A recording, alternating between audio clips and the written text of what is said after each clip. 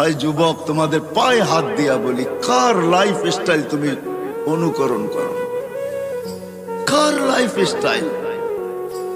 Life style অনুকরণ করো তো মুহাম্মদুর রাসূলুল্লাহ। খোদার কসম, চুল কাটা তোমাকে জান্নাতে নিয়ে যাবে। চুল কাটা।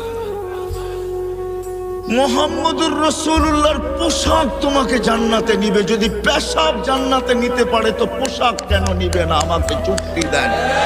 পেশাব যদি জান্নাতে নিতে পারে তাহলে চুল কাটা কেন নিবে না? পোশাক যদি নিতে পারে তো দাড়ি রাখা কেন নিবে না? পোশাক যদি নিতে পারে তাহলে পর্দা কেন নিবে না? পোশাক যদি নিতে পারে, পেশাব যদি নিতে পারে তাহলে মুস্কি হাসা কেন নিবে না? আমাকে যুক্তি দিয়ে বুঝান। লজিকের দুনিয়া, আমিও লজিক দিব, আপনিও লজিক দেন। আমি লজিকে বিশ্বাসী। আপনি লজিক দিবেন, দেন, আমিও লজিক দিব। যার পেশাব, যার পচা রক্ত, শিঙা দিয়া বাহির হয়েছে পচা রক্ত, সাহাবীর হাতে দিয়া বলছে যাও নিক্ষেপ করে আসো। অন্তরালে যায়া চাইটা খায়া ফেলছে। ফিরা যখন আসছে তো জিজ্ঞাসা করছে কি করছিস? নিক্ষেপ করে আসছি। বলে কোথায়? কোথায়?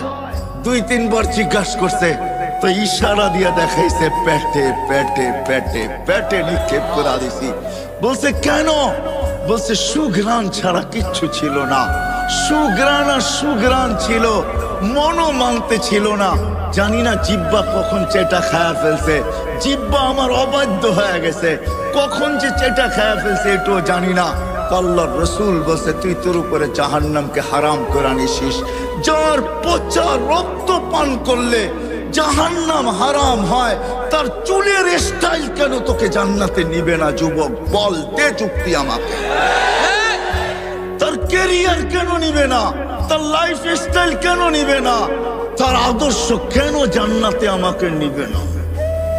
আমাকে যুক্তি দেন নারায়ণগঞ্জের মানুষ। আমি আপনাদের লজিকে বিশ্বাসী। হায়, যার ছোঁয়া পাইলে ভাগ্য খোলে,